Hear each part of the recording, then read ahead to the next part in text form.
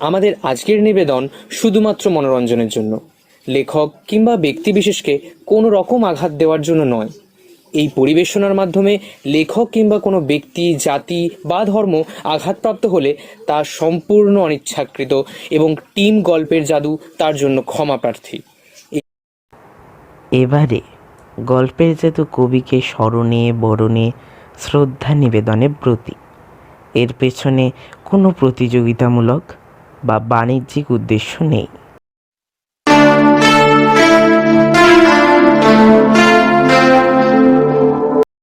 তুমি কি কেবলই ছবি, শুধু পটে লেখা? ওই যে সুদূর নীহারিকা, যারা করে আছে ভিড় আকাশের নীর, ওই যে যারা দিন রাত্রি আলো হাতে চলিয়াছে আঁধারের যাত্রী, গ্রহ তারা রবি, তুমি কি তাদের মতো সত্য নও? হায় ছবি, তুমি শুধু ছবি।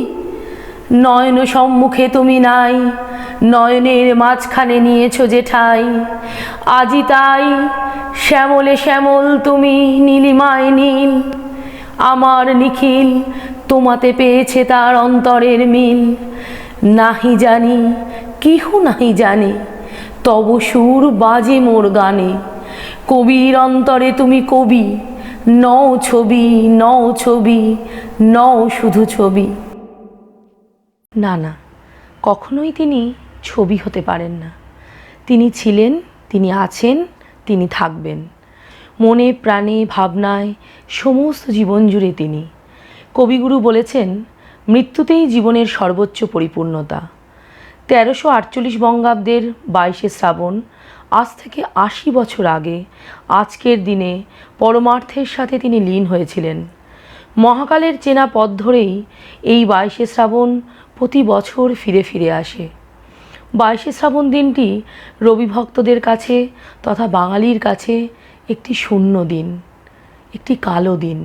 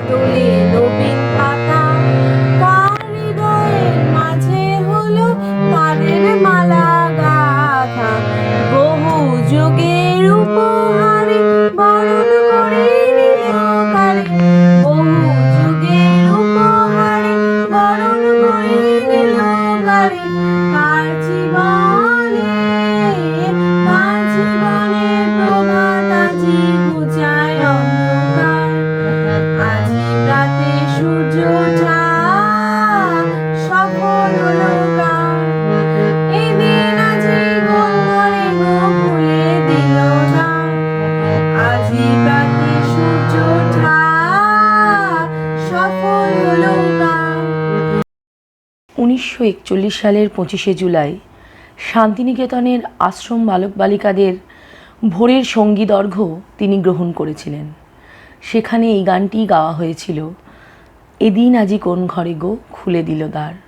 এই গানটি এখন আপনাদের সামনে নিবেদন করলো শরণ্যা। ও গো আজ তোরা যাসনে ঘরের বাহিরে। কবি তার একটি কবিতায় প্রাকৃতিক দুর্যোগের থেকে বাঁচার জন্য বাইরে যেতে বারণ করেছিলেন। আজ আমরা এমন একটা সময় এসে দাঁড়িয়েছি যেখানে আমাদের এই কথা মেনে চলারই উচিত। কারণ এই ভয়ঙ্কর মারণ ভাইরাসের তাড়নায় আমরা প্রায় একটা বছর ধরে প্রত্যেকে ভয়ে ত্রাসে গৃহবন্দী, এবং সেটাই আমাদের জন্য সবচেয়ে উপকারী বিষয়। আমাদের বিশেষ প্রয়োজন ছাড়া যতটা সম্ভব আমাদের উচিত সকলের উচিত নিজেদেরকে ঘরেই আটকে রাখা। কারণ একমাত্র মানুষের থেকে মানুষের ডিস্টেন্স রাখতে পারলেই আমরা সুস্থ থাকতে পারবো। আর অবশ্যই যখন বাইরে বেরোবো মাস্ক পরবো, আমরা ঠিক করে হাত ধোবো, এগুলো তো আমাদের ডাক্তারবাবুদের নির্দেশ রয়েছে। এই রকম একটা ভয়ঙ্কর পরিস্থিতির মধ্যে দাঁড়িয়ে আজকের এই 22শে শ্রাবণে গল্পের জাদুর বিশেষ নিবেদন কবিতর্পণ। এই কবিতর্পণের দিনে আমরা তাকে স্মরণ করব, তার কথা বলবো, তার কথা শুনবো, তাকে বারবার নিজের অন্তরের অন্তঃস্থল থেকে প্রাণ ভরা ভালোবাসা, শ্রদ্ধা, প্রণাম নিবেদন করব। এই অভিপ্রায় নিয়েই গল্পের জাদুর আজকের এই আয়োজন। তবে এই ভয়ঙ্কর একটা দুঃসময়ের মধ্যে দাঁড়িয়ে সঠিকভাবে রিহার্সাল করা, সঠিকভাবে একত্রিত হয়ে জিনিসটাকে আয়োজন করে অনুষ্ঠানটা পরিচালনা করা তো সম্ভব হয়নি। তাই যে যার বাড়ি থেকে নিজেদের সাধ্য মতন যে যা জানেন তার সেটুকু দিয়ে কবিকে প্রণাম জানিয়েছেন, কবিকে তার অন্তরের সবটুকু ভালোবাসা দিয়ে স্মরণ করেছেন, বরণ করেছেন। সেগুলো আমরা টুকরো টুকরো বিভিন্ন অনুষ্ঠানের অংশগুলো নিয়ে একটা বড় অনুষ্ঠান সাজানোর চেষ্টা করেছি। তাতে হয়তো অনেক ভুল ত্রুটি থাকবে, আপনারা নিজ গুণে ক্ষমা করে নেবেন এই প্রত্যাশা রয়েছে আপনাদের কাছে। আশা করি আপনারা এবারেও নিরাশ হব না অন্যান্য বারের মতো। আসুন আমরা মূল পর্বে ফিরি, অনুষ্ঠানটা শুরু করি।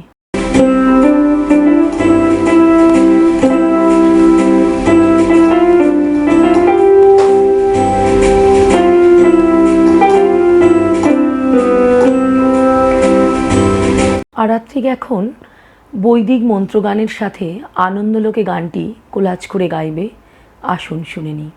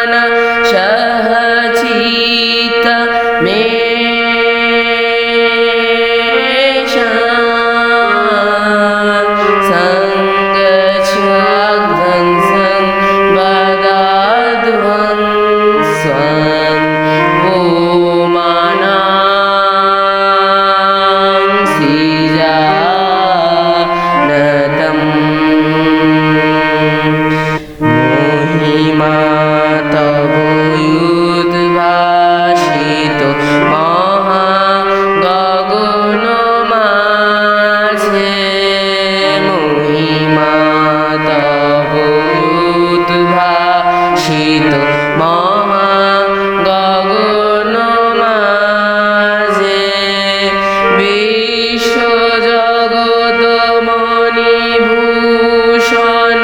বেষ্টিত চরণে আনন্দ লোকে মঙ্গলালোকে বিরাজ সত্য সুন্দর আনন্দ লোকে মঙ্গলালোকে বিরাজ সত্য সুন্দর সংগচ্ছাগ্ধং সংবদাদ্ভং সংগোমানা সিজানতম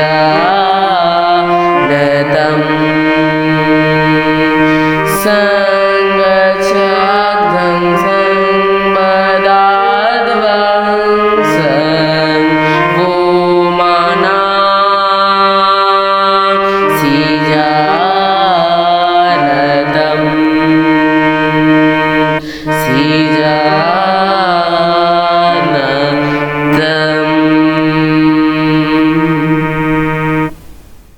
প্রথম জীবনে কবি বলেছিলেন, মরিতে চাহি না আমি এই সুন্দর ভুবনে। মধ্যজীবনে বলেন, বৈরাগ্য সাধনে মুক্তি সে আমার নয়। আবার কখনো তিনি মৃত্যুকে বলেন, মরণ রে তুহু মম শ্যাম সমান। মৃত্যুকে তিনি শ্যামের সঙ্গে তুলনা করেছেন। বিভিন্ন সময়ে মৃত্যুকে তিনি বিভিন্নভাবে দেখেছেন।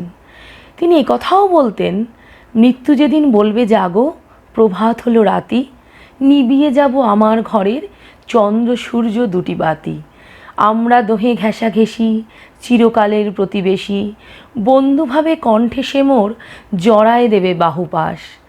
বিদায়কালে অদৃষ্টেরে করে যাব পরিহাস। রবিহারা, কাজী নজরুল ইসলাম। দুপুরের রবি পড়িয়াছে ঢলে, অস্ত পথের কোলে শ্রাবণের মেঘ ছুটে এলো দলে দলে। উদাস গগন তলে বিশ্বের রবি, ভারতের কবি, শ্যাম বাংলার হৃদয়ের ছবি। তুমি চলে যাবে বলে তব ধরিত্রী মাতার রোদন তুমি শুনেছিলে নাকি? তাই কি রোগের ছলনা করিয়া মেলিলে না রাখি? আজ বাংলার নারীতে নারীতে বেদনা উঠেছে জাগি।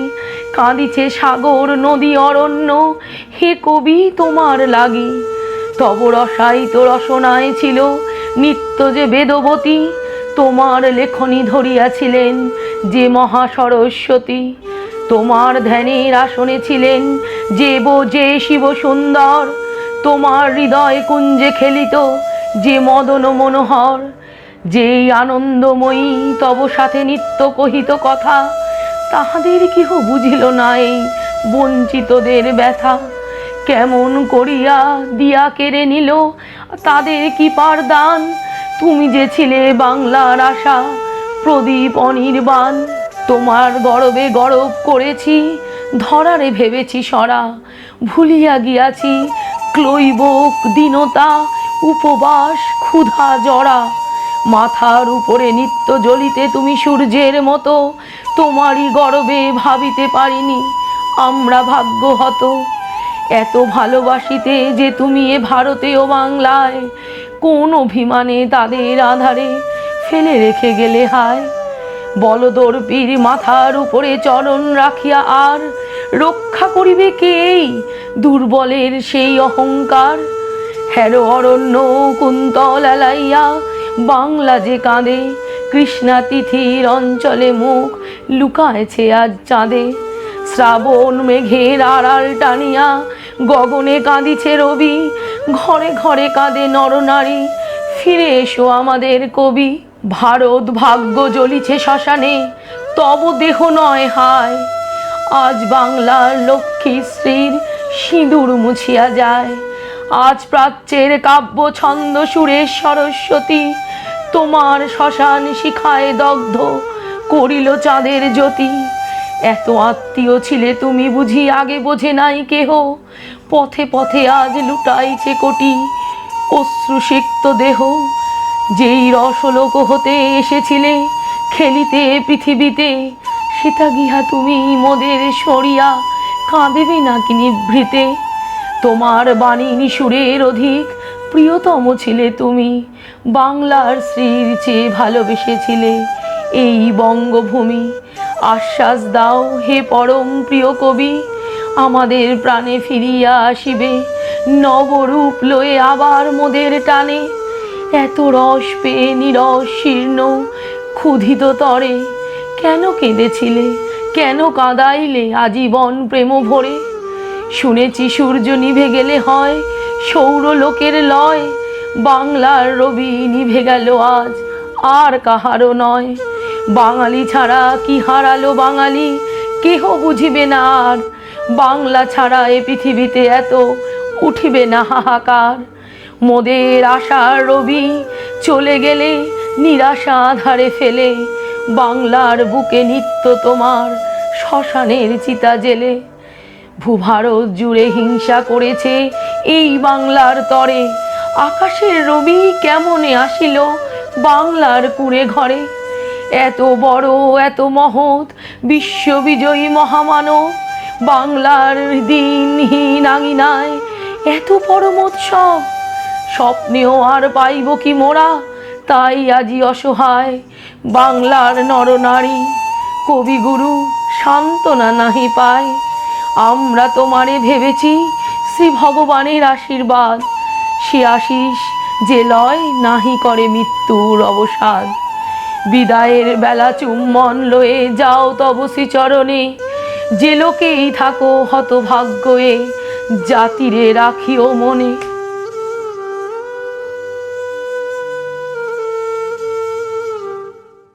1941 সালের 7ই আগস্ট নজরুলের প্রিয় মানুষ রবীন্দ্রনাথের প্রয়াণে দুপুরে তিনি লিখলেন বিখ্যাত সেই কবিতা রবিহারা, যাতে হাজার হাজার মানুষের মনের কথাই ছত্রে ছত্রে ধ্বনিত হয়েছে। মৃত্যু সম্পর্কে রবীন্দ্রনাথ নির্মল কুমারী মহালানবিশকে বলতেন, মৃত্যু না থাকলে জীবনের কোনো মানে নেই, আর মৃত্যুর পরিপ্রেক্ষিতে জীবনকে না দেখলে অমৃতের সন্ধান মেলে না। এই জীবন ও মরণের খেলা দিয়েই জগৎ সত্য হয়ে উঠেছে। এখন সুদীপ্ত জীবন ও মরণের সীমানা ছাড়ায়ে গানটি আপনাদের সামনে নিবেদন করবে।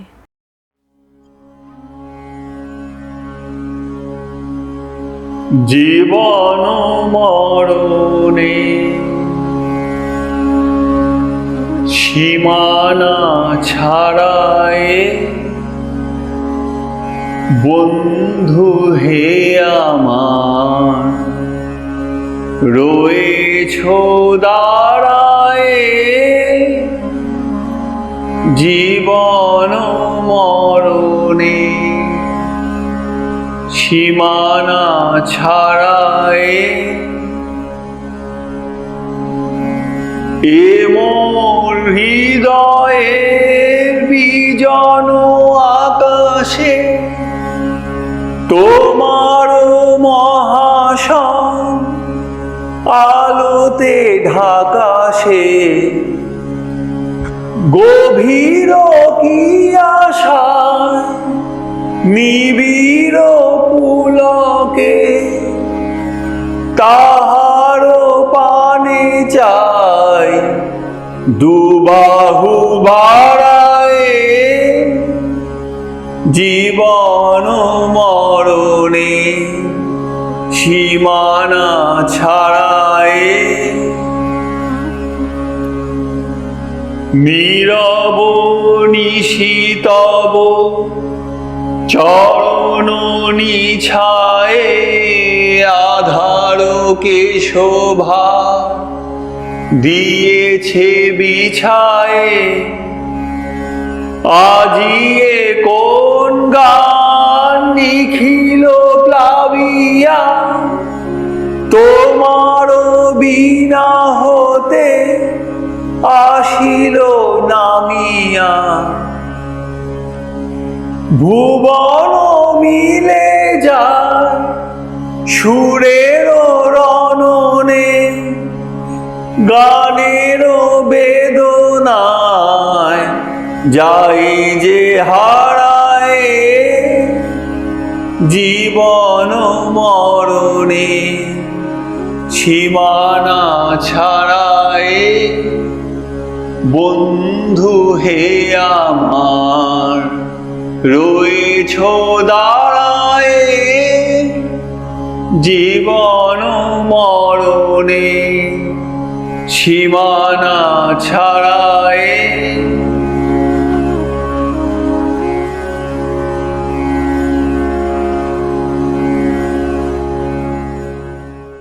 আছে দুঃখ, আছে মৃত্যু, বিরহ দহন লাগে, তবুও শান্তি, তবু আনন্দ, তবু অনন্ত জাগে।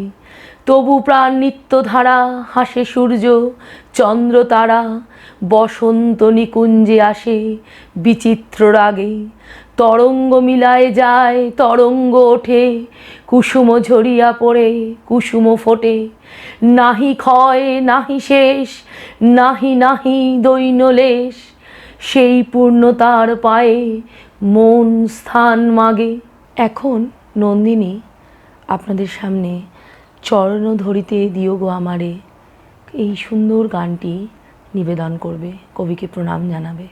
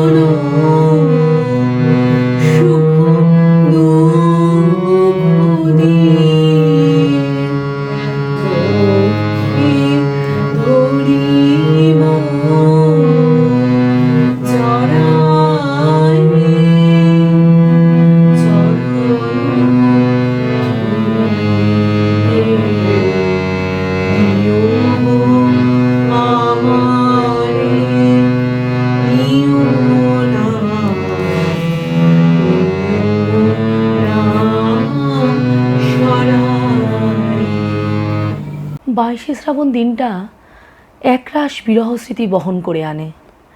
যতই মনকে বোঝাই না কেন তিনি আছেন, তিনি আছেন, তাও মন মানতে চায় না। বিষাদের সুরের মূর্ছনায় আকাশে বাতাসে এক নিশ্ছিদ্র অন্ধকার নেমে আসে। শ্রাবণের এই অঝোরে বৃষ্টি মনকে আরও বিচ্ছেদের যন্ত্রণা মনে করিয়ে দেয়। বর্ষাই ছিল কবির প্রিয়তম ঋতু। এই ঋতু নিয়েই ছিল তার অদ্ভুত অনুভূতি। তাই এই ঋতুকেই হয়তো নিয়তি বেছে নিয়েছিল তার অমৃতলোকে যাত্রার সময়কাল হিসেবে। তিনি লিখেছিলেন, এসো এসো ওগো শ্যাম ছায়া ঘন দিন। এটা ছিল তার শেষ বর্ষা সঙ্গীত। কবি নৈবেদ্য কাব্যগ্রন্থে মৃত্যু কবিতায় বলেছেন, মৃত্যু অজ্ঞাত মোর, আজি তার তরে ক্ষণে ক্ষণে শিহরিয়া কাঁপিতেছি ডরে। এত ভালোবাসি বলে হয়েছে প্রত্যয়, মৃত্যুরে আমি ভালোবাসিব নিশ্চয়। রবীন্দ্রনাথের আত্মোন্মোচনগত নিজস্ব একটা প্রত্যয় ছিল, যা তার সৃষ্টির বিবর্তনের মধ্যে লক্ষ্য করা যায়। সেরকমই একটি গল্প ছুটি, যে গল্পটি হয়তো 6-7 বাচ্চাদের পাঠ্য বইতে থাকে, কিন্তু সেখানে এই ছুটি শব্দটার সঙ্গে মৃত্যুর কি একটা অনবদ্য সম্পর্ক তিনি তৈরি করেছেন, সেটা না ভালো করে পড়লে, না বুঝলে সত্যিই ভাবা যায় না। এখানেই তিনি সকলের থেকে আলাদা, সকলের থেকে অনন্য। এখন আরাত্রিক আর অর্পণ ছুটি গল্পটির সামান্য অংশ পাঠ করছে, আসুন আমরা শুনে নিই। ফটিক তাহার রক্তবর্ণ চক্ষু একবার মিলিত করিয়া পরিকাঠের দিকে হতবুদ্ধিভাবে তাকাইয়া কহিল, মামা, আমার ছুটি হয়েছে কি? বিশ্বম্বর বাবু রুমালে চোখ মুছিয়া সস্নেহে ফটিকের শীর্ণ তপ্ত হাতখানি হাতের উপর তুলিয়া লইয়া তাহার কাছে আসিয়া বসিলেন। ফটিক আবার বিড়বিড় করিয়া বকিতে লাগিল, বলিল, মা, আমাকে মারিস না মা, সত্যি বলছি, আমি কোনো দোষ করিনি। মা, আমাকে মারিস রে মা, সত্যি বলছি, আমি কোনো দোষ করিনি। পরদিন দিনের বেলা কিছুক্ষণের জন্য সচেতন হইয়া ফটিক কাহার প্রত্যাশায় ফ্যাল ফ্যাল করিয়া ঘরের চারিদিকে চাহিল। নিরাশ হইয়া আবারও নীরবে দেয়ালের দিকে মুখ করিয়া পাশ ফিরিয়া শুইল। বিশ্বম্বর বাবু তাহার মনের ভাব বুঝিয়া তাহার কানের কাছে মুখ নত করিয়া মৃদুস্বরে কহিলেন, ফটিক, তোর মাকে আনতে পাঠিয়েছি বাপ। তাহার পরদিনও কাটিয়া গেল। ডাক্তার চিন্তিত বিমর্ষ মুখে জানাইলেন, অবস্থা বড়ই খারাপ। বিশ্বম্বর বাবু স্তিমিত প্রদীপে রোগশয্যায় বসিয়া প্রতি মুহূর্তেই ফটিকের মাতার জন্য প্রতীক্ষা করিতে লাগিলেন। ফটিক খালাসিদের মতো সুর করিয়া করিয়া বলিতে লাগিল,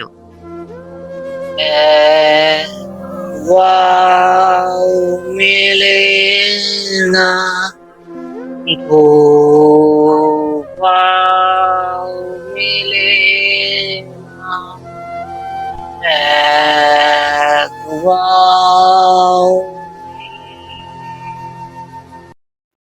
দো পাও মেলে। কলিকাতায় আসিবার সময় কতকটা রাস্তা স্টিমারে আসিতে হইয়াছিল। খালাসিরা কাছি ফেলিয়া সুর করিয়া জল মাপিত। ফটিক প্রলাপে তাহাদেরই অনুকরণে করুণ স্বরে জল মাপিতেছে, এবং যে অকুল সমুদ্রে সে যাত্রা করিতেছে, পালক রশি ফেলিয়াও কোথাও তাহার তল পাইতেছে না। এমন সময় ফটিকের মাতা ঝড়ের মতো ঘরে প্রবেশ করিয়াই উচ্চ কলরবে শোক করিতে লাগিলেন। বিশ্বম্বর বহু কষ্টে তাহার শোকোচ্ছ্বাস নিবৃত করিলে তিনি শয্যার উপর আছাড় খাইয়া পড়িয়া উচ্চস্বরে ডাকিলেন, ফটিক, সোনা মানিক আমার। ফটিক যেন অতি সহজেই তাহার উত্তর দিয়া কহিল, "হ্যাঁ?" মা আবার ডাকিলেন, ওরে ফটিক, বাপধন রে। ফটিক আস্তে আস্তে পাশ ফিরিয়া কাহাকেও লক্ষ্য না করিয়া মৃদুস্বরে কহিল,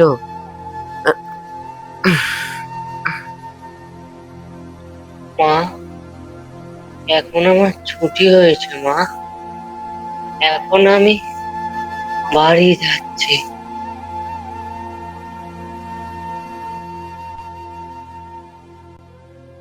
এক বাও মেলে না, দু বাও মেলে না, সত্যিই মৃত্যুর তল মেলে না। মৃত্যুর কি আদৌ কোনো তল হয়? মৃত্যুর এই তল মাপার কথাই, মৃত্যুর এই তলের কথাই কবি এখানে বলেছেন ফটিকের মুখ দিয়ে। তার ছুটিটা এখানে সেই ছুটি নয়, জীবনের এই বদ্ধ জীবন থেকে ছুটির কথাই কবি বারবার উল্লেখ করেছেন। রবীন্দ্রনাথ মূলত জীবন অনুসন্ধানের দিকেই গুরুত্ব আরোপ করেছিলেন। তাই জীবন মৃত্যুর নিঃশব্দ খেলা কবির কাছে নবজীবন, নবযৌবনের আহ্বান নিয়ে এসেছে। জীবনের প্রতিটি মাধুর্যমণ্ডিত মুহূর্তেই তিনি মৃত্যুর অনিবার্য শূন্যতাকে উপলব্ধি করেছিলেন। তাই তিনি ছিন্নপত্রাবলিতে লিখেছেন, ইচ্ছে করে জীবনের প্রত্যেক সূর্যোদয়কে সজ্ঞানভাবে অভিবাদন করি এবং প্রত্যেক সূর্যাস্তকে পরিচিত বন্ধুর মতো বিদায় দিই। রবীন্দ্রনাথ পুরোপুরি মানব কল্যাণে নিবেদিত ছিলেন। 1925 সালের 25শে বৈশাখ শান্তিনিকেতনে উত্তরায়ণ বাসভবনে উত্তর পূর্ব কোণে নিজের হাতে কবি 5টি বৃক্ষ চারা রোপণ করেছিলেন। সেদিন থেকেই শুরু হয়েছিল বৃক্ষরোপণ অনুষ্ঠান। 1928 সালের 14ই জুলাই বর্ষা উৎসবের দিন থেকে কবি বৃক্ষরোপণ উৎসব মহা সমারোহে শুরু করেন। 1938 সালে শ্রীনিকেতনে বর্ষামঙ্গল, হলকর্ষণ ও বৃক্ষরোপণ উৎসব একসঙ্গে পালিত হয়েছিল। বৃক্ষরোপণ নিয়ে একটি কবিতা, সেই অনাগত মৃত্যু চেতনার আভাস দেখা যায় কবির লেখনীতে। হে তরু, এ ধরাতলে রহিব না যবে, সেদিন বসন্তে নব পল্লবে পল্লবে, তোমার মর্মর ধ্বনি পথিকেরে কবে, ভালোবেসেছিল কবি বেঁচেছিল যবে। 22শে শ্রাবণ বৃক্ষরোপণ উৎসব শান্তিনিকেতনে এখনও পালিত হয়। বৈদিক আদর্শ ও শান্তিনিকেতনের নিজস্ব চরিত্র মিলেমিশে একাকার হয়ে যায় এই উৎসবে। প্রতীকী আচার অনুষ্ঠানের মধ্যে দিয়ে বৃক্ষ চারা রোপিত হয়। 1949 বঙ্গাব্দ থেকেই 22শে শ্রাবণ দিনটি বৃক্ষরোপণ উৎসব হিসাবে পালন করে আসছে বিশ্বভারতী বিশ্ববিদ্যালয়। আজও তারা এই দিনটিকে নতুন প্রাণের আবাহন তিথি হিসেবে পালন করেন। তাই আমরাও আজ খুব ছোট করে একটু প্রতীকী স্বরূপ বৃক্ষরোপণের আয়োজন করেছি। সেটারই একটি সামান্য আয়োজন আপনাদের সঙ্গে ভাগ করে নিচ্ছি। অন্ধভূমিগর্ভ হতে শুনেছিলে সূর্যের আহ্বান, প্রাণের প্রথম জাগরণে তুমি বৃক্ষ আদি প্রাণ। ঊর্ধ্ব শীর্ষে উচ্চারিলে আলোকের প্রথম বন্দনা, ছন্দহীন পাষাণের বক্ষ পরে আনিলে বেদনা, নিঃসার নিষ্ঠুর মরুস্থলে।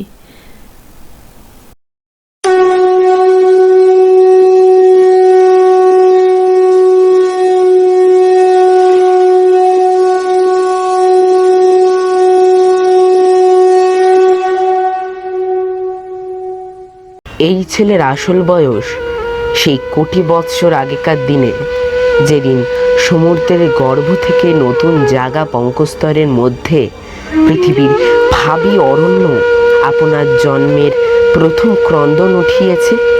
সেদিন পশু নেই, পাখি নেই, জীবনের কলরব নেই, চারদিকে পাথর আর পাঁক আর জল। কালের পথে সমস্ত জীবের অগ্রগামী গাছ সূর্যের দিকে জোর হাত তুলে বলেছে, আমি থাকবো, আমি বাঁচবো, আমি চিরপথিক। মৃত্যুর পর, মৃত্যুর মধ্য দিয়ে অন্তহীন প্রাণের বিকাশ তীর্থে যাত্রা করব রৌদ্র বাদলে, দিনে রাত্রে। গাছের সেই রব আজও উঠছে বনে বনে, পর্বত প্রান্তরে। তাদেরই শাখায় পত্রে ধরণীর প্রাণ বলে বলে উঠছে, আমি থাকবো, আমি থাকবো। বিশ্বপ্রাণের মুখধাত্রী এই গাছ নিরবিচ্ছিন্ন কাল ধরে দুলোককে দহন করে পৃথিবীর অমৃত ভাণ্ডারের জন্য প্রাণের তেজ, প্রাণের রস, প্রাণের লাবণ্য সঞ্চয় করে আরও উৎকণ্ঠিত প্রাণের বাণীকে অহর্নিশি আকাশে উচ্ছ্বসিত করে তোলে। আমি থাকবো।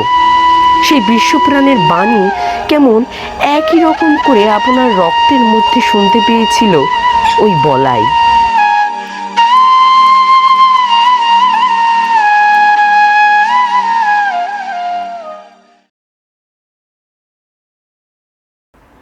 রবীন্দ্রনাথ আজও সমকালীন একজন আধুনিক মানুষ। তিনি শান্তিনিকেতনে 1941-এর 13ই মেতে লিখেছিলেন, আমারই জন্মদিন মাঝে আমি হারা। তিনি যেন আগামীকে দেখতে পাচ্ছিলেন। কবির মন বলেছিল, দিবস যদি সাঙ্গ হলো, না যদি গাহে পাখি, ক্লান্ত বায়ু না যদি আর চলে, এবার তবে গভীর করে ফেলো গো মোরে ঢাকি।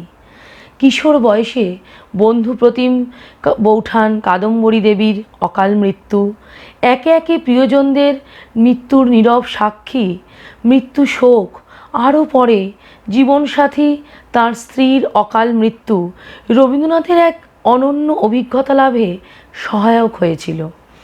কবি জীবনস্মৃতিতে মৃত্যুশোক পর্যায়ে অকপটে লেখেন, জগৎকে সম্পূর্ণ করিয়া এবং সুন্দর করিয়া দেখিবার জন্য যে দূরত্ব প্রয়োজন, মৃত্যু সেই দূরত্ব ঘটাইয়া দিয়াছিল। আমি নির্লিপ্ত হইয়া দাঁড়াইয়া মরণের বৃহৎ পটভূমিকার উপর সংসারের ছবিটি দেখিলাম এবং জানিলাম তাহা আরও বড় মনোহর। শরীরের অসুস্থতার কথা তিনি ভাবতেন না। রোগশয্যায় শুয়েও তার শুশ্রূষাকারীদের ভার লাঘবের জন্য আর শারীরিক যন্ত্রণা ঢাকার জন্য ওই সময় নানা রকমের মজার মজার ছড়া সকলকে শুনিয়ে পরিবেশ হালকা করার চেষ্টা করতেন। 4/12/1940 তার সেবারতা পুত্রবধূ প্রতিমা দেবীকে উদ্দেশ্য করে বলেন, ডাবও ভালো, ঘোলও ভালো, ভালো সজনে ডাঁটা, বৌমা বলেন ভালো নহে, শুধু শিঙি মাছের কাঁটা। আবার কখনো তার নাতনিকে উদ্দেশ্য করে লেখেন, ঘড়ি ধরা নিদ্রা আমার, নিয়ম ঘেরা জাগা, এইটুকু আর সীমার পরেই আছে তোমার রাগা। কি কব আর রবি ঠাকুর, ভয়ে তরস্ত, এত বড় মানুষ ছোট্ট হাতের করস্ত। রোগশয্যায় বিশ্বকবি চার দেওয়ালের মাঝে আবদ্ধ। তার দেহ যখন বিছানার মধ্যে আবদ্ধ, কিন্তু তার মন, সে মন তো সৃষ্টিশীল। তার চিন্তা তাকে বদ্ধ করবে এমন সাধ্য কার? এখন গলদা চিংড়ি নামক কবিতাটি পাঠ করে শোনাবে নিবেদিতা। তার আগে এই কবিতাটি সম্পর্কে কিছু বলে রাখি।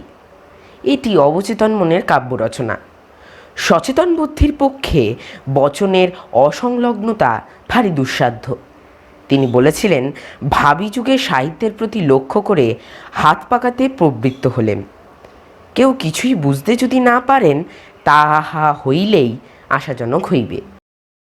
গলদা চিংড়ি তিংড়ি মিংড়ি লম্বা দাঁড়ায় করতাল, পাকরাশিদের কাঁকড়া ডোবায় মাকড়সাদের হরতাল। পয়লা ভাদর পাগলা বাঁদর লেজখানা যায় ছিঁড়ে, পালতে মাদার সেরেস্তাদার উঠছে নতুন চিড়ে। কলেজ পাড়ায় শিয়াল তারায় অন্ধকলুর গিন্নি, ফুটকে ছোড়া চটকিয়ে খায় সত্য পীরের সিন্নি। মুলুক জুড়ে উলুক ডাকে, ঢোলে কুল্লুক ভট্ট, ইলিশের ডিম ভাজে বঙ্কিম, কাঁদে তিন কড়ি চট্ট। গড়ান হাটায় সজনে ডাঁটা কিনছে পুলিশ সার্জন, চিতপুরে ওই নাগা সন্ন্যাসী কাত হয়ে মরে 4 জন। পঞ্চায়েতের চুপড়ি বেতের সর্ষে ক্ষেতের চাষি কাঁচা লঙ্কার ফোড়ন লাগায়, উড়ন চাঁদের মাসি, পটল ডাঙায় চক্ষু রাঙায় মুরগি হাটার মিয়া, শঙ্কু বাজায় তাম্বুরাটায় কিয়াও কিয়াও কিয়া, ঠনঠনে ওই বেচে লণ্ঠন 4 পয়সায় 8টা, মুখ ভেঙচিয়ে হেডমাস্টার মন্তুরে করে ঠাট্টা, চিন্তামণির কয়লা খনির কুলির ইনফ্লুয়েঞ্জা, বিরিঞ্চিদের খাজাঞ্চি ওই চণ্ডীচরণ সেনজা, শিলচরে হাই কিলচর খায় হোস্টেলের যত ছাত্র, হাজি মোল্লার দাড়ি মাল্লার বাকি একজন মাত্র, দাওয়াইখানায় সিঙাড়া বানায়, উচ্চিংড়েটা লাভ দেয়, কনস্টেবল পেতেছে টেবল, ক্ষুদিরে চায়ের কাপ দেয়, গুবরে পোকার লেগেছে মরো, তুবড়ি ছোটায় পঞ্চু, ন্যায়রত্নের ঘাড়ের উপর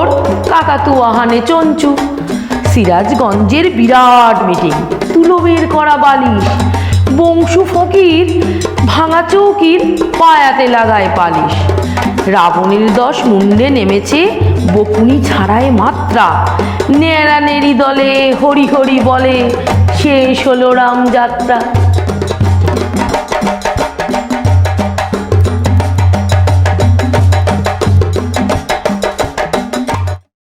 আজ সেই দিন, বাংলা ক্যালেন্ডারের এক অন্ধকারাচ্ছন্ন দিন, যেদিন আমাদের হৃদয় আকাশের রবি, আমাদের বিশ্বকবি চির অস্তমিত হয়েছিলেন।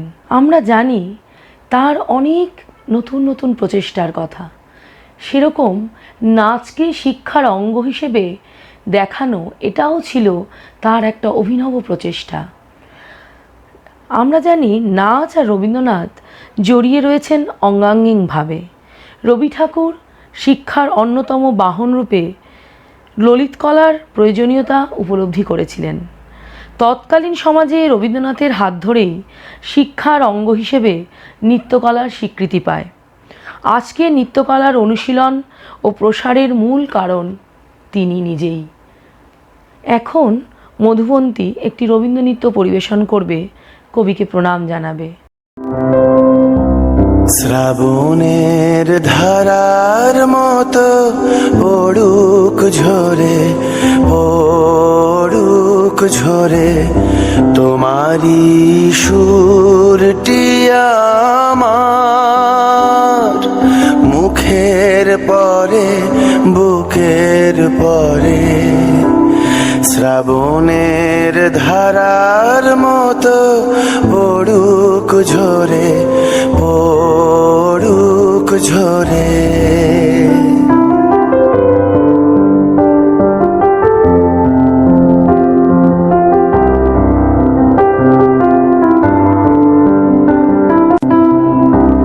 পূরবের আলোর সাথে পড়ুক প্রাতে দুই নয়নে, পূরবের আলোর সাথে পড়ুক প্রাতে দুই নয়নে। নিশীথের অন্ধকারে গভীর ধারে পড়ুক প্রাণে।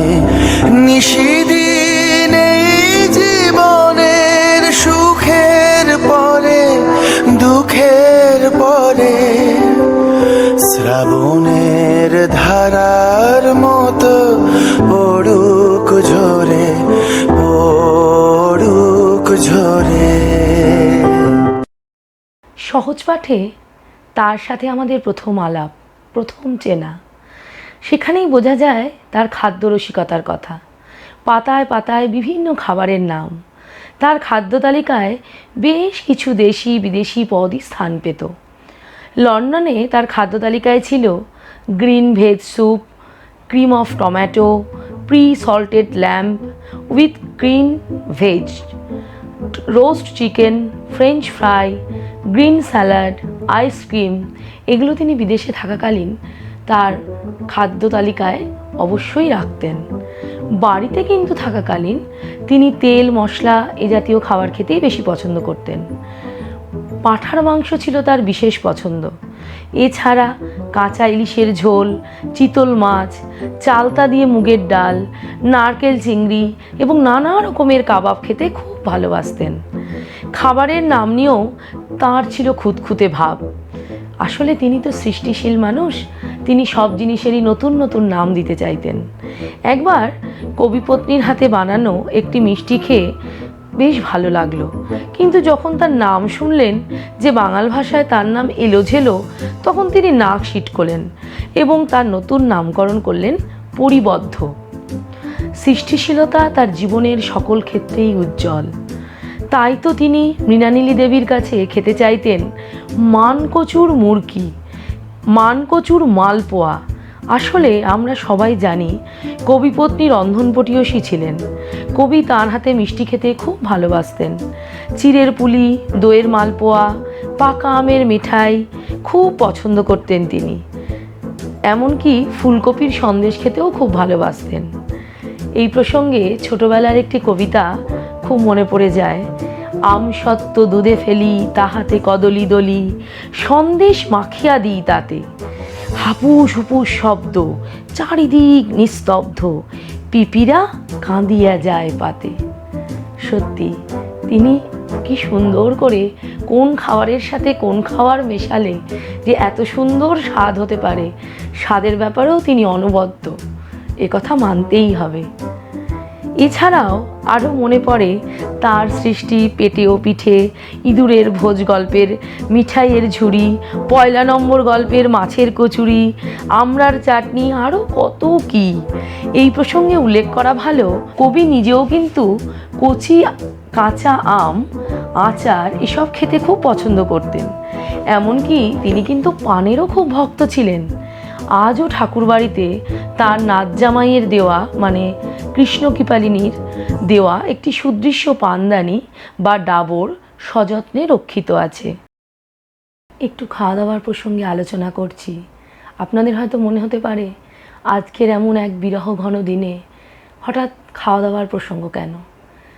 একজন এত সুন্দর ভোজন রসিক, এত সুন্দর খাদ্যবিলাসী, এত সুন্দর খাদ্যের সম্পর্কে এত উৎসাহী, সুন্দর সুন্দর নতুন নতুন খাবার বানানোর প্রতি আগ্রহী মানুষ, তার যেদিনই হোক তার দিনে তার খাদ্যের কথা, তার খাদ্যাভ্যাসের কথা আমার মনে হয়েছে হয়তো একটু আলোচনা করাটা ভালো হবে। আর তার থেকেও বড় কথা, মনটা একটু হালকা লাগবে।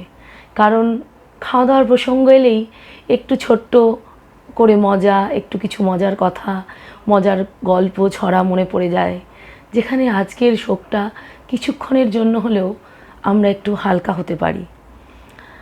দেখুন, এখন যেন কেমন একটু হালকা লাগছে, তাই না? কিছুক্ষণ ধরে খাওয়া দাওয়ার আলোচনা করার পর। তাই এই আলোচনা। আর শুধু তাই নয়, রবীন্দ্রনাথ প্রসঙ্গে, যেহেতু রবীন্দ্রনাথের প্রতিটা গল্পে প্রচুর পরিমাণে খাওয়া দাওয়ার কথা রয়েছে, আমার মনে হয় আজকের দিনে হোক বা 25শে বৈশাখেই হোক বা যে কোনো জায়গায় তার প্রসঙ্গ উঠলে তার সৃষ্টির তো শেষ নেই। তাই খাদ্যের দিকেও তো, খাদ্য তালিকাতেও তার রয়েছে নতুন নতুন অনেক সংযোজন। তাই সৃষ্টিকে মনে করে স্রষ্টাকে মনে করা উচিত। তাই এই আলাপচারিতা। হ্যাঁ, এবার আসি আবার নতুন প্রসঙ্গে। কবিগুরু বলতেন, মৃত্যু না থাকলে জীবনের কোনো মূল্যই থাকে না। অনেক সময় আমরা চেষ্টা করে আর খুব ঘটা করে শোকটাকে জাগিয়ে রাখি, তা না হলে যেন যাকে হারিয়েছি তার প্রতি কর্তব্যের ত্রুটি বলে মনে হয়। কিন্তু আমার মতে সেইটাই অপরাধ, কারণ এটা মিথ্যা মিথ্যা মিথ্যা। কিন্তু না, আজকের দিনে আমরা সকলেই তাকে এটা জোর দিয়ে মন থেকে বলতে পারি। কবির প্রতি আমাদের সকলের এই যে অনুভূতি, এই যে আবেগ, এটা কিন্তু অত ঠুনকো নয়, অত পলকা নয়। আমরা শুধু বছরের এই একটা দিনেই যে শুধু তাকে নিয়ে ভাবি, তার কথা বলি, তাকে মনে রাখার জন্য জোর করে চেষ্টা করি, এমন কিন্তু নয়। আমরা আপামর বাঙালি, তাকে মনে রাখতে বাধ্য। তিনি আমাদের মনে নিজেই জায়গা করে নিয়ে গেছেন। তাকে ভোলা আমাদের কারোর পক্ষে কোনোভাবেই সম্ভব নয়। এবার আসি রবীন্দ্রনাথের আরেকটি দিক, যে দিকটি না জানলে মানুষ রবীন্দ্রনাথকে জানা কিছুটা বাকি থেকে যাবে। সেটি হলো রবীন্দ্রনাথের পরলোক চর্চার দিক। বাংলায় প্ল্যানচেট করার ধারাটা এগিয়ে নিয়ে চলেছিল জোড়াসাঁকোর ঠাকুরবাড়ি। ঠাকুরবাড়ি থেকে প্রকাশিত হতো ভারতী পত্রিকা। আশ্বিন মাসের 1301 বঙ্গাব্দে প্ল্যানচেট করার জন্য এক আশ্চর্যজনক ভৌতিক যন্ত্রের বিজ্ঞাপন সেখানে প্রকাশিত হয়েছিল। নির্মাতা ছিলেন শরৎচন্দ্র ভট্টাচার্য। 108 আপার চিতপুর রোড, গড়ানহাটা, কলিকাতা। মূল্য 2.5 টাকা। প্যাকিং ও ডাকমাশুল 12 আনা। রবীন্দ্রনাথ যন্ত্রটির নামকরণ করেছিলেন প্রেত বাণীবহ চক্রযান। কবি লিখেছেন, এই যন্ত্রের সাহায্যে প্ল্যানচেট করে কবির সঙ্গে মাইকেল মধুসূদনের প্রথম আলাপ হয়েছিল। অনেক বছর পরে, তখন তার বয়স 68 প্রায়, রবীন্দ্রনাথ আবার পূর্ণ মনঃসংযোগ করেন, পরিণত প্রজ্ঞার আলোকে পরলোক চর্চায় প্রবৃত্ত হয়েছিলেন। রবীন্দ্রনাথের পুরনো বন্ধু ও তার বহু গ্রন্থের প্রকাশক মোহিতচন্দ্র সেন, তার মেয়ে উমাদেবীর সাথে কবির শান্তিনিকেতনে সাক্ষাৎ হয়। তিনি জানতে পারেন উমা ভালো মিডিয়াম হতে পারেন। এরপরই কবির প্ল্যানচেটের আগ্রহটা অত্যধিক বেড়ে যায়। পরলোক চর্চার একটা ছোট্ট নাট্যরূপ এখানে দেখানো হবে। এখানে অংশগ্রহণ করেছে আরাত্রিক আর মধুবন্তী, এরা প্রধান ভূমিকায় রয়েছে। এছাড়া সঙ্গদানে রয়েছে সুদীপ্ত, সুপ্রিয়, নন্দিনী, শরণ্যা, অর্পণ। শেষ নাহি যে শেষ কথা কে বলবে। রবীন্দ্রনাথ তার বিভিন্ন গানে মৃত্যুকে জীবনের শেষ বলে মানতে চাননি। মৃত্যু মানুষকে মুছে দেবে, তবুও রবি ঠাকুর পরলোকের সঙ্গে যোগের কথা কখনোই উড়িয়ে দেননি। অথচ তাকে ধর্মের সঙ্গে, ধর্মের বিশ্বাসের সাথেও গুলিয়ে ফেলেননি।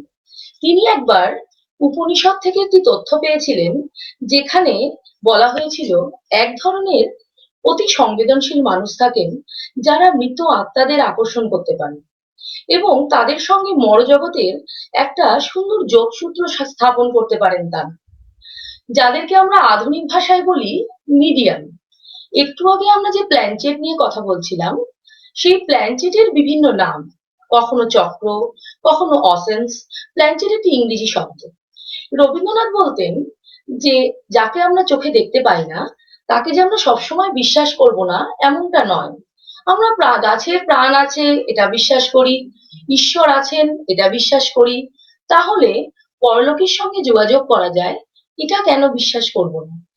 এইসব ধারণা থেকেই তিনি একের পর এক বিভিন্ন সময় নিজের সমস্ত প্রিয় মানুষদের প্ল্যানচেটের মাধ্যমে আবাহন করেছিলেন। 1929-এ রানী মহালানাবিসকে কবি লিখেছিলেন, সেদিন বুলা এসেছিল। হঠাৎ কথায় কথায় প্রকাশ পেল তার হাতে প্রেতাত্মা ভর করে, পেন্সিল চালিয়ে কথা বইতে পারে। বলা বাহুল্য, শুনে মনে মনে হাসলুম, বললুম আচ্ছা দেখা যাক। সেই বছরই শেষের দিকে শান্তিনিকেতনের উদয়নে আর জোড়াসাঁকোর ঠাকুরবাড়িতে প্রায় 2 মাস ধারাবাহিকভাবে প্ল্যানচেট করতেন রবীন্দ্রনাথ। মিডিয়াম হতেন সেই সুন্দরী উমা। সেখানে থাকতো একটি স্বয়ং লিখন যন্ত্র, পেদ বাহী বাণীবহ চক্রযান। কে? কুলহারা সমুদ্রে আমি তরি ভাসিয়েছিলাম, আজও দাঁড়িয়ে আছি সেই চেনা ঘাটে। তুমি নাম বলবে না? না। তোমার এখন যে রূপ আছে সে কি আগের মতো? তোমায় আমরা যেমন দেখেছিল। সমীর ভাষায় বলা যায়, কারো বা ঝড়ের মতো, কারো বা ফুরফুরে হাওয়া। তুমি আমায় দেখলে ঠিক চিনতে পারবে। আমার ছায়াটা আজও আছে, প্রাণ আছে, দেহটাই নেই শুধু।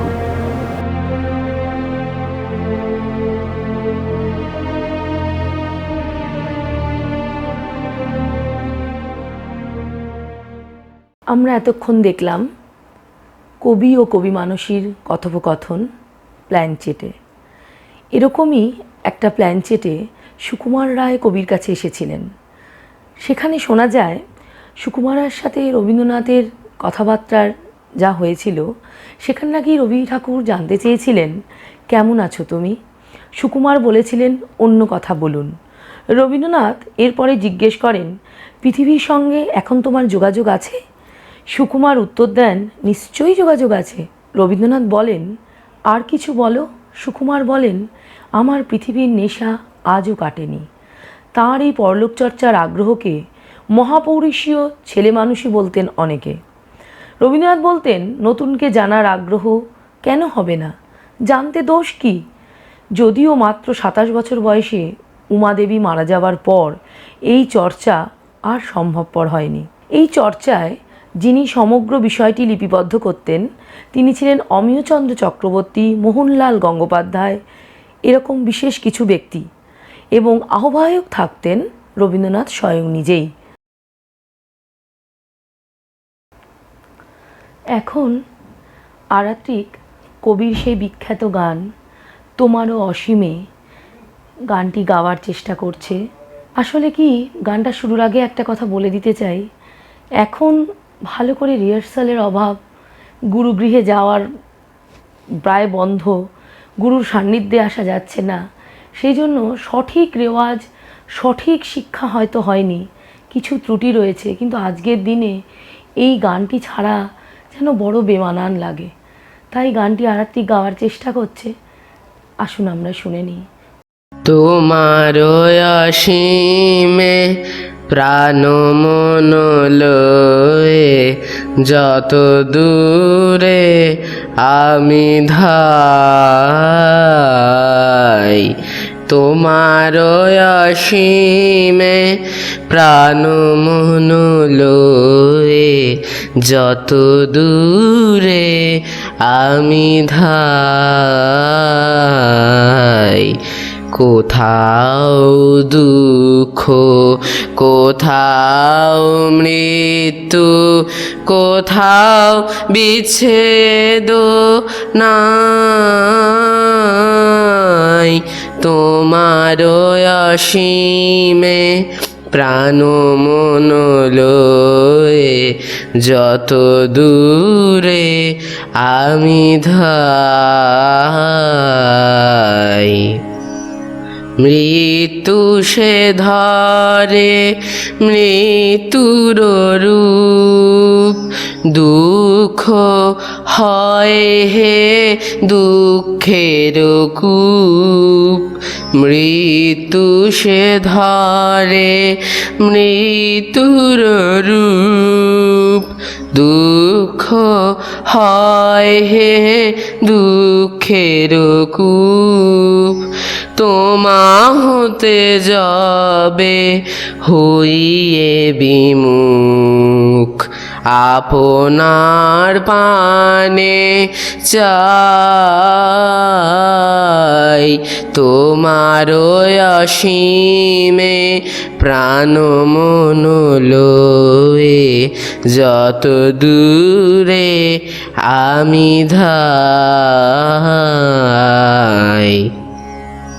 হে পূর্ণ তব চরণের কাছে যাহা কিছু সব আছে আছে আছে, নাই নাই ভয়, সে শুধু আমারি নিশিদিন কান্দিতাই। হে পূর্ণ তব চরণের কাছে যাহা কিছু সব আছে আছে আছে, নাই নাই ভয়, সে শুধু আমারি নিশিদিন কাঁদিতাই। অন্তর গ্লানি সংসার ভার, পলক ফেলিতে কোথায় একাকার, অন্তর গ্লানি সংসার ভার, পলক ফেলিতে কোথায় একাকার। জীবনের মাঝে স্বরূপ তোমার রাখিবারে যদি পাই, তোমার অসীমে প্রাণ মন লয়ে যত দূরে আমি ধাই।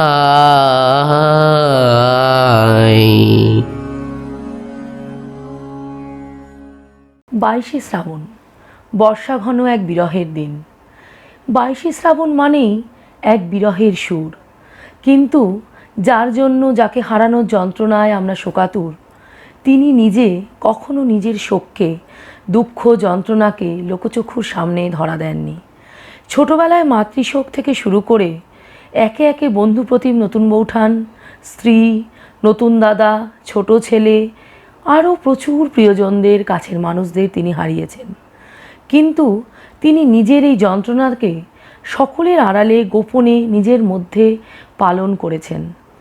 তিনি তার সকল দায়িত্ব পালন করে গেছেন নিজের সমস্ত শোককে উপেক্ষা করেই। পারিবারিক বিপর্যয়ের মধ্যে পড়ে তার এক সময় বেশ আর্থিক সমস্যার সৃষ্টি হয়েছিল, তাও তিনি নিজের চেষ্টাতেই কাটিয়ে ওঠেন। তার দায়িত্ব কর্তব্য, তার সাহিত্য সৃষ্টি, কোনো কিছুই কিন্তু তার ব্যক্তিগত কারণের জন্য তিনি কখনো স্তব্ধ করে দেননি।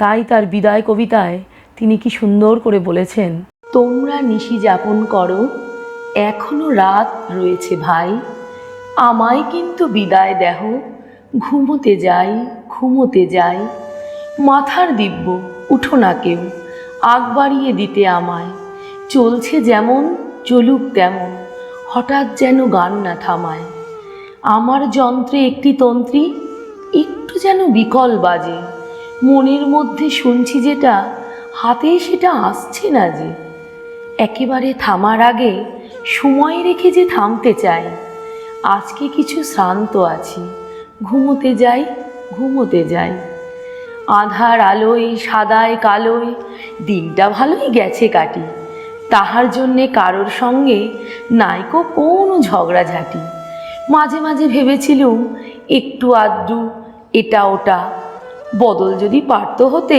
থাকতো না কোনো খোঁটা, বদল হলে এখন মনটা হয়ে পড়তো ব্যতিব্যস্ত, এখন যেমন আছে আমার সেইটি আবার চেয়ে বসতো, তাই ভেবেছি দিনটা আমার ভালোই গেছে কিছু না চাই, আজকে শুধু শ্রান্ত আছি, ঘুমোতে যাই।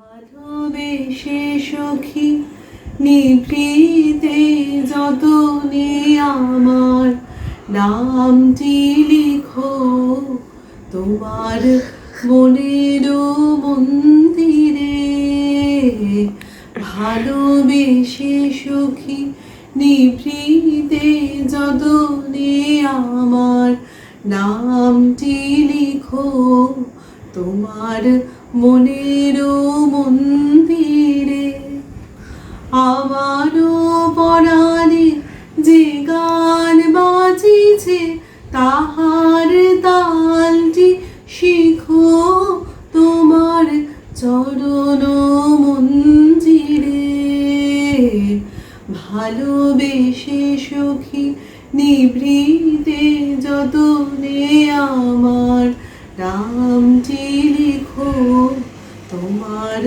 মনের মন্দিরে। করি না ভয় তোমারই জয়, গাহিয়া যাব চলিয়া, দাঁড়াবো আসি তব অমৃত দুয়ারে। জীবনের একদম শেষ লগ্নে রোগশয্যায় দুর্বল শরীরেও নিজের অসুস্থতার কথা কারোর কাছে ধরা দিতে চাইতেন না। তার জীবনের শেষের এই দিনগুলির কথা, শেষ মুহূর্তের কথা আজ আমরা আলোচনা করব, একটু শুনবো, একটু বলবো। হয়তো মন খুব ভারাক্রান্ত হয়ে উঠবে, তবুও তার মধ্যেই যিনি কিনা আমাদের অন্তরের রাজাধিরাজ, তাকে আমরা আমাদের অন্তরের প্রেমের ডালি সাজিয়ে একবার বরণ করব না, তা তো হয় না। তাই আমরা এখন তাকে আমাদের অন্তরের প্রেম দিয়ে তার পূজা করব, তাকে প্রণাম জানাবো, তাকে স্মরণ করব। এখন নিশীত রাতের বাদল ধারাকে নৃত্যে আহ্বান জানাবো আমরা।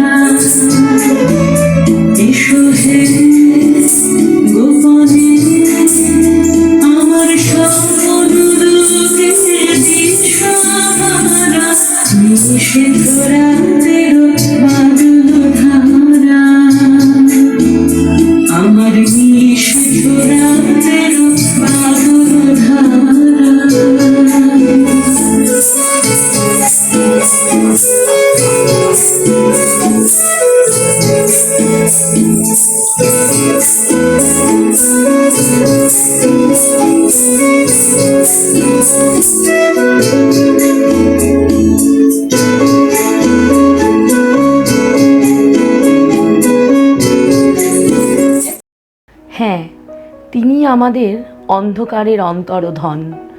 কম বেশি প্রত্যক্ষ বা পরোক্ষভাবে সব মেয়ের জীবনেরই প্রথম প্রেম তিনি। তিনি আমাদের বর্ষার প্রথম কদম ফুল, আমাদের মল্লিকা বনের প্রথম কলি তিনি স্বয়ং। যার সুরের মূর্ছনায় হৃদয় নেচে ওঠে ময়ূরের মতো, মনের বীণার তারে ওঠে ঝঙ্কার, বেজে ওঠে অচেনা সুরে। যার ভাবনায় কাটে বিনিদ্র রাত্রি, যার খোলা হাওয়ায় জীবনের সব কাছির বাঁধন ছিঁড়ে আমরা ডুবতে রাজি। যার চরণে হৃদয় খোলার কথা ভাবা যায়, যাকে ধ্রুবতারা করে পার হওয়া যায় জীবনের সমুদ্র। যিনি সর্বত্র সর্বদা প্রকাশিত, যার অদর্শনে হৃদয়ের সব গান বেসুরো হয়, বাঁশি স্তব্ধ হয়, সব আলো সব হাসি ডুবে যায় আধারে। আমারও পরাণ যাহা চায় তুমি তাই, তুমি তাই।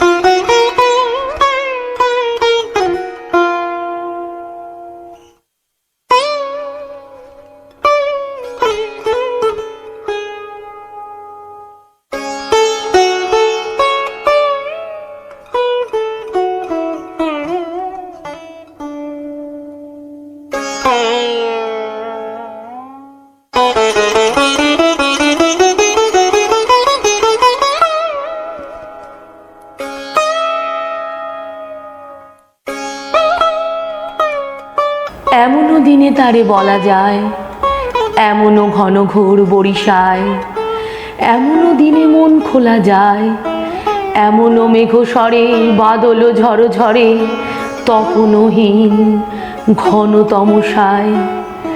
সে কথা শুনিবে না কেহ আর, নিভৃত নির্জন চারিধার, দুজনে মুখোমুখি গভীর দুঃখে দুঃখী, আকাশে জল ঝরে অনিবার, জগতে কেহ যেন নাহি আর।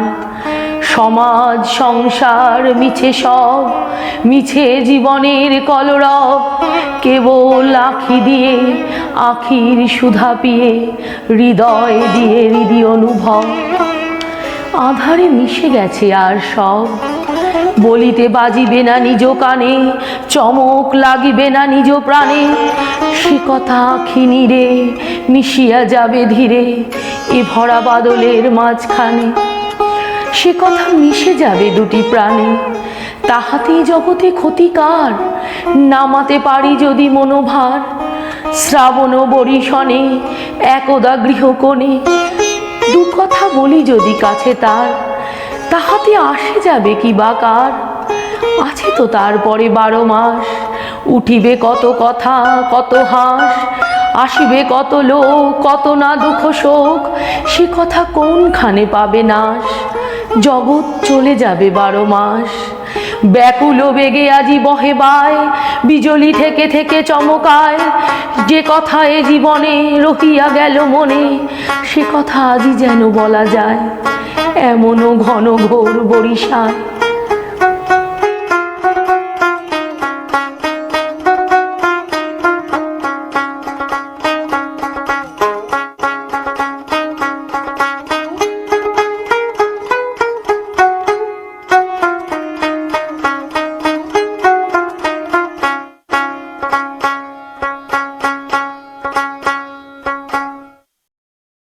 1941 সালের শেষ দিনগুলিতে অসুখে ভুগছিলেন তিনি। শান্তিনিকেতনের রোগশয্যায় কবি তার পা ঠিকমতো নাড়াতে পারছেন না। সবাই বলছে বিশ্রাম নিতে, নাতনি ওষুধ খাইয়ে ঘুম পাড়াতে চায়। সবার পীড়াপিড়িতে একটু ঘুমের ভান করেন। রাত 3টের সময় চিরদিনের অভ্যেস মতো আবার লিখতে চান। সবাই বলে এখনও ওঠার সময় হয়নি। তিনি বলেন, নিশ্চয়ই আমাকে তোমরা ফাঁকি দিচ্ছিস। এরই মধ্যে খাতায় লেখা ভরে ওঠে। দুর্বল শরীরে টানা কাজ করতে পারেন না, তাও কাজ থামে না। ক্ষীণ দৃষ্টি, শ্রবণ শক্তিও ক্রমশ ক্ষীণ হচ্ছে, কিন্তু কাজ অবিরাম চলছে। শেষ লেখা কাব্যগ্রন্থটি 1941 খ্রিস্টাব্দে কবির মৃত্যুর পর প্রকাশিত হয়। এখানে মোট 15টি কবিতা পাওয়া গেছে। সেখানকার একটি উল্লেখযোগ্য কবিতা ওই মহামানব আসে, সেটি এখন আপনাদের সামনে পাঠ করে শোনাচ্ছি। ওই মহামানব আসে, দিকে দিকে রোমাঞ্চ লাগে, মর্ত ধুলির ঘাসে ঘাসে। সুরলোকে বেজে ওঠে শঙ্খ, নরলোকে বাজে জয় ডঙ্ক। এলো মহাজনমের লগ্ন, আজি অমরাত্রি দুর্গ তরুণ যত, থুলি তোলে হয়ে গেল ভগ্ন। উদয় শিখরে জাগে মা ভৈরব, নবজীবনের আশ্বাসে। জয় জয় জয় রে মানব ভূদয়, মন্ত্রী উঠিল মহাকাশে। 2-3 মেয়ে পালা করে তার ফরমায়েশি গানগুলি শোনায়। তাই শুনে বলেন, ওরে গানটা ভালো করে গা তো, সিন্ধু পারে চাঁদ তো বুঝি আমার জন্য আর উঠবে না। নির্মল কুমারী মহলানবিশ মানে যাকে আমরা রানী বলে জানি, কবি যাকে মজা করে বলতেন হেড নার্স, তিনি তার 22শে শ্রাবণ বইটিতে কবির শেষ দিনগুলি রোজনামচা লিখে গেছেন। সেখানে তিনি বলেছেন, নির্মল কুমারী দেবী কোথাও যেতে চাইলেই কবি ভয় দেখিয়ে তাকে বলতেন, শেষ পর্যন্ত এমন একটা অসুখ করব, তখন দেখি আমার হেড নার্স কী করে যায়। তোমারি গেহে পালিছ স্নেহে তুমি ধন্য ধন্য হে, তোমারি গেহে পালিছ স্নেহে তুমি ধন্য ধন্য হে। আমারও প্রাণ তোমারি দান, তুমি ধন্য ধন্য হে, তোমারি গেহে পালিছ স্নেহে তুমি ধন্য ধন্য হে।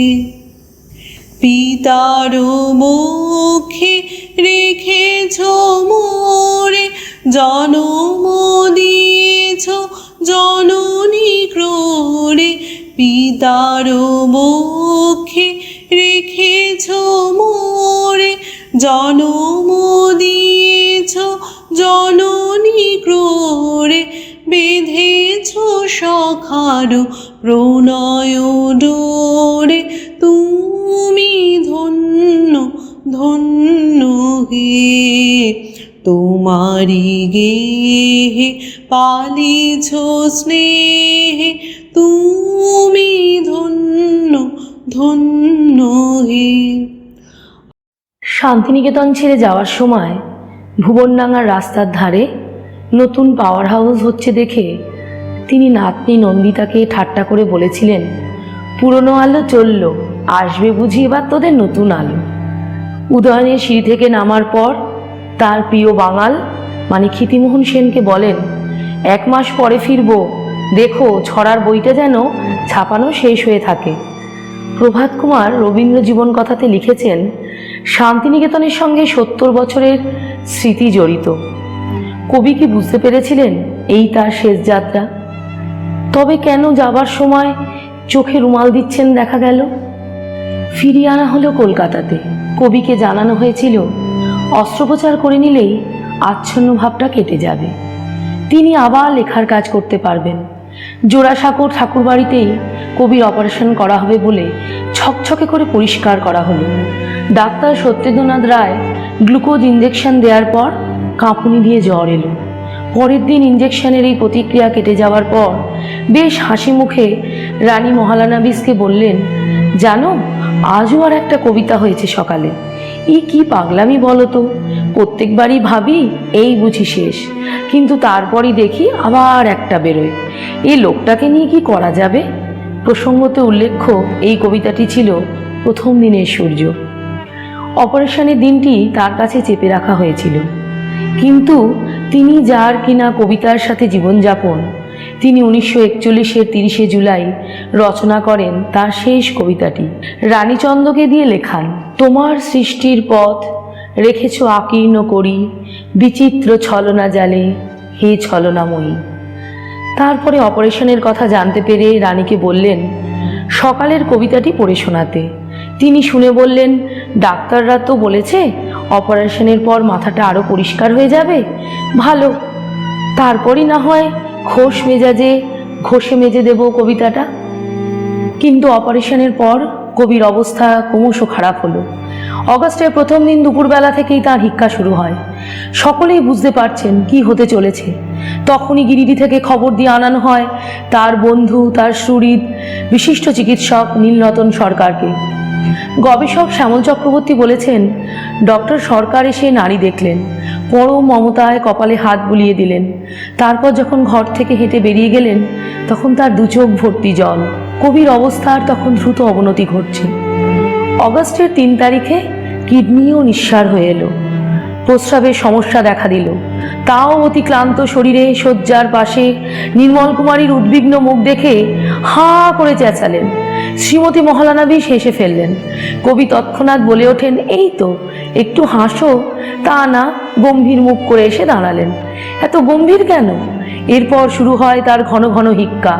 কবি কাতর স্বরে উপস্থিত সবাইকে বলেছিলেন, একটা কিছু করো, দেখতে পাচ্ছ না কিরকম কষ্ট পাচ্ছি। তখন দেশীয় টোটকা মিশ্রি এলাচ গুঁড়ো বার কয়েক দেওয়ার পরে কিছুটা হিক্কা কমলো।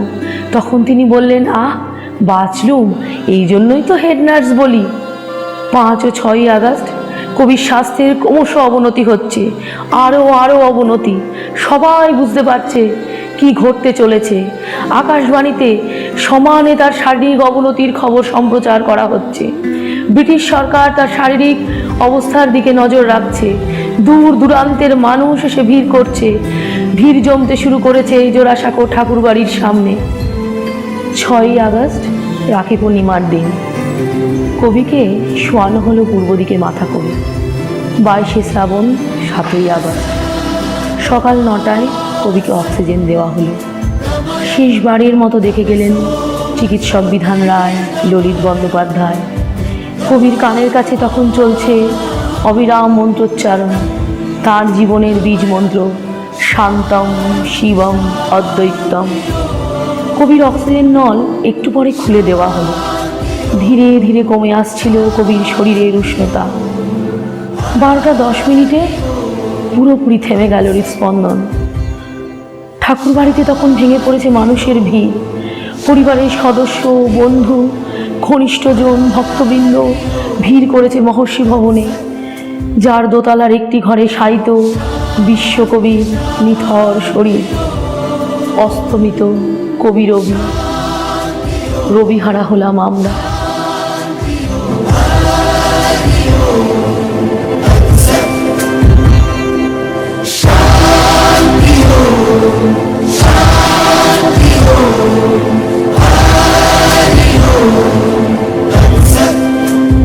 কবির একান্ত ইচ্ছা ছিল শান্তিনিকেতনের শান্ত পরিবেশে, উন্মুক্ত আকাশের তলায় স্তব্ধ প্রকৃতির সঙ্গে মিশে যেতে। কিন্তু কবির শেষ ইচ্ছা পূরণ করা যায়নি, কারণ তার পুত্র রথীন্দ্রনাথ তখন শোকে মুহ্যমান। প্রশান্ত মহলানবিশ অসুস্থ শরীরে শয্যাশায়ী। সবাই বললেন শান্তিনিকেতনে নিয়ে যাওয়া সম্ভব হবে না। এখানেই সব আয়োজন হয়েছে, কলকাতার নিমতলা মহাশ্মশানে। কবির শরীর বিলীন হলো পঞ্চভূতে। বাইরে তখন উদ্বেল মানুষের ভিড়। চোখের সামনে তারা দেখলেন এক মহাপ্রয়াণের শেষ যাত্রা। ফুরায় যাতা, ফুরায় শুধু চোখে, অন্ধকারের পেরিয়ে দুয়ার, যায় চলে আলোকে। ওগো তুমি নিরুপম, হে ঐশ্বর্যবান, তোমারে যা দিয়েছিনু সে তোমারই দান। গ্রহণ করেছ যত, ঋণী তত করেছ আমায়। হে বন্ধু, বিদায়।